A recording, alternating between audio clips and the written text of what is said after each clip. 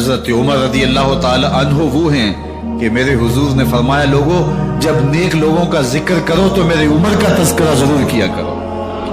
میرا عمر وہ ہے کہ جب وہ ایک جگہ ایک سمت سے آ رہا ہو، ایک گلی اور بازار سے آ رہا ہو تو شیطان بھی آ رہا ہو، عمر کو دیکھ کے راستہ تبدیل کر لیتا ہے. حضرت عمر رضی اللہ تعالی عنہ کی طبیعت کے اندر جو جاہ و جلال تھا، طبیعت کے اندر جو سختی تھی، وہ اسلام کے اندر آ کر بھی قائم رہی. اور آپ نے وہی سختی، وہی جاہ و جلال جو پہلے مسلمانوں کے خلاف تھا، اب کفار کے خلاف، منافقین کے خلاف حضرت عمر کی طبیعت کے اندر وہ جوش و خروش بدستور موجود ہے. لیکن جس دن آپ خلیفہ بنے تو اس دن آپ نے ممبر پہ چڑھ کے جو خطبہ دیا اس میں کہا لوگوں میں سخت اس لیے تھا کہ رسول اللہ نرم تھے، پھر میں سخت اس لیے تھا کہ حضرت ابوبکر صدیق نرم تھے، اب میں تخت خلافت پہ بیٹھا ہوں، اب میری سختی جو ہے وہ نرمی میں تبدیل ہو گئی. صرف فاسقوں، فاجروں اور باغیوں کے لیے میں سخت ہوں، باقی تمہارے لیے نرم. سب سے کم جو تنخواہ بیت المال سے اگر کسی وجود نے لی ہے تو وہ حضرت عمر رضی اللہ تعالیٰ عنہ نے لی. صرف 2 جوڑے لیتے تھے سال میں، اور راوی کہتا ہے کہ میں نے دیکھا ہے کہ اس میں بھی 17 پیبند لگے ہوتے تھے. حضرت عمر رضی اللہ تعالیٰ عنہ کا طرز زندگی، آپ کا انداز معاشرت اور آپ کا انداز خلافت، ہر لمحہ آپ کی زندگی کا اٹھا کے دیکھیے کتنی مرتبہ قرآن حضرت عمر کی رائے کے مطابق نازل ہوئے. اللہ تعالیٰ جل شانہ نے ان کو صاحب الہام بنایا تھا.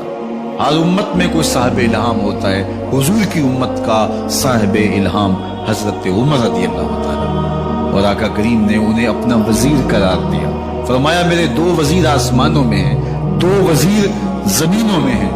آسمانوں کے وزیر ابو جو ہے وہ جبرائیل اور میکائیل ہیں، اور زمین کے وزیر ابو بکر اور عمر ہیں رضی اللہ تعالی عنہما. تو اللہ تعالیٰ جل شانہ نے حضرت سیدنا صدیق اکبر کے بعد حضرت سیدنا عمر بن خطاب رضی اللہ تعالیٰ عنہ سے جو کام لیا، مختصر دور خلافت کے اندر 10 سال 6 ماہ 4 دن آپ نے خلافت فرمائی ہے.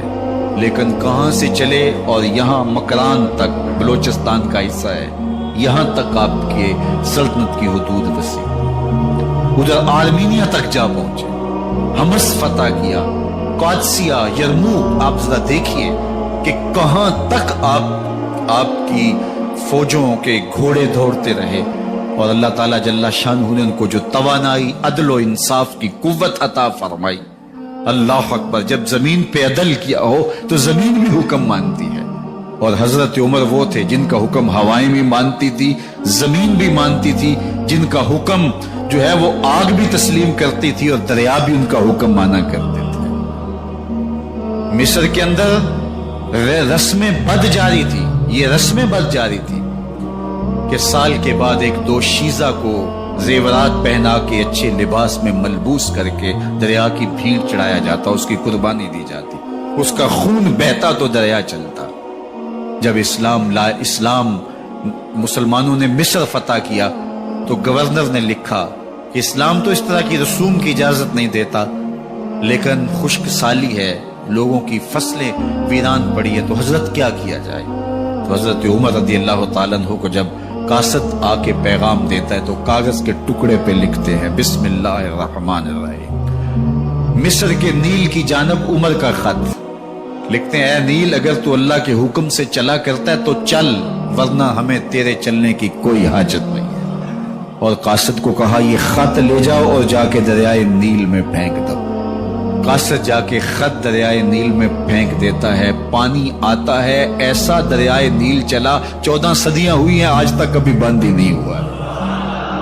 دریا حکم مانتے، آگ نکلتی ہے.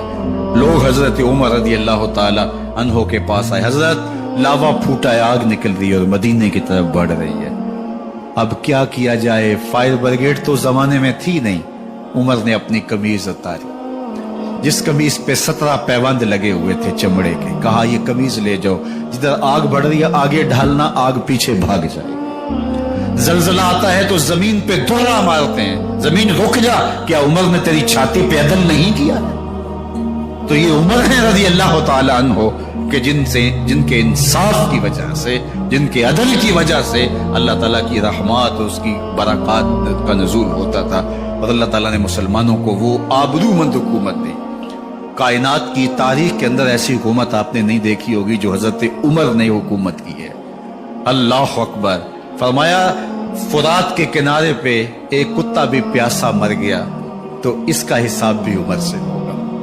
جب اتنے علاقے فتح ہو گئے تو ایک دن حضرت عمر بیٹھ کے رو رہے تھے، تو کسی نے کہا حضرت رو کیوں رہے ہیں؟ فرمایا کہ میں اس لیے رو رہا ہوں کہ فلاں پل سے بکریاں گزری ہیں، تو پل کے اندر شکستگی تھی، ٹوٹا ہوا تھا پل درمیان میں، اس میں ایک بکری کی ٹانگ ٹوٹ گئی ہے، تو میں ڈرتا ہوں کہیں اس کا حساب نہ لیا جائے، کہ میرا رب یہ نہ پوچھے کہ عمر تو نے پل صحیح تعمیر نہیں کروائے تھے کہ ایک بکری کی ٹانگ کیوں ٹوٹی ہے۔ یہ ہیں حضرت عمر رضی اللہ تعالی عنہ۔ اللہ اکبر! حضرت سیدنا عمر رضی اللہ تعالیٰ عنہ کی پوری زندگی آپ دیکھ لیجئے۔ آپ دن کو گھر میں بیٹھتے ہیں، دربار خلافت میں بیٹھتے ہیں، اور آپ کا دربار خلافت کیا ہے؟ کوئی عالی نصب محل نہیں ہے، مسجد نبوی کا صحن ہے، وہاں بیٹھ کے فیصلے ہو رہے ہیں۔ باہر سے سفیر آتا ہے اور آ کے پوچھتا ہے کہ میں امیر المومنین کے، مسلمانوں کے حکمران کے دارالامارہ میں محل میں جانا ہے، تو وہ مسکرا کے کہتے ہیں ہمارے امیر کا تو کوئی محل نہیں ہے۔ کہا کہاں ہے تمہارا امیر؟ کہا مسجد نبوی میں ہوگا یا بیت المال کے اونٹوں کی دیکھ بھالی کر رہا ہوگا، ان کی دیکھ بھال میں لگا ہوگا۔ وہ جب گئے تو مسجد میں نہیں ہے، اللہ اکبر! وہاں گئے تو وہاں بھی نہیں ہے۔ پھر کیا دیکھتے ہیں کہ عمر رضی اللہ تعالی عنہ جنت البقیع کے پاس ایک درخت کے نیچے اینٹ کا سرانہ رکھ کے سوئے ہوئے، تو اس نے کہا عمر تو نے عدل کیا ہے، تجھے کچی اینٹ پہ بھی نیند آ گئی۔ ہمارے حکمرانوں نے انصاف نہیں کیا، اور وہ بند اور محفوظ کمروں کے اندر بھی سکون اور چین کی نیند نہیں سو سکتے۔ حضرت سیدنا عمر رضی اللہ تعالیٰ عنہ نے اس طرح ان امور سلطنت نبھائے۔ آپ دن کو لوگوں کی دیکھ بھالی کرتے، لوگوں کی ضروریات سنتے سمجھتے، اور جب رات پڑتی لوگ سو جاتے، عمر مدینے کی گلیوں میں پہرا دیتے۔ کائنات نے کوئی ایسا بھی حکمران دیکھا ہوگا؟ اللہ اکبر! وہ مجاہد جو مختلف محاذات پہ گئے ہوئے ہوتے، ان کے گھروں کی دیکھ بھالی کرتے، ان کی ضروریات کا خیال رکھتے، ان کی آبرو کا پہرا دیتے۔ راتوں کی تنہائیوں کے اندر حضرت عمر اٹھتے اور جا کے گشت کرتے، چکر لگاتے، دیکھتے کوئی آنکھ پر نم نہ ہو، مفلسی کا کسی گھر میں ماتم نہ ہو، لوگوں کی ضروریات کا خیال رکھتے۔ اللہ اکبر!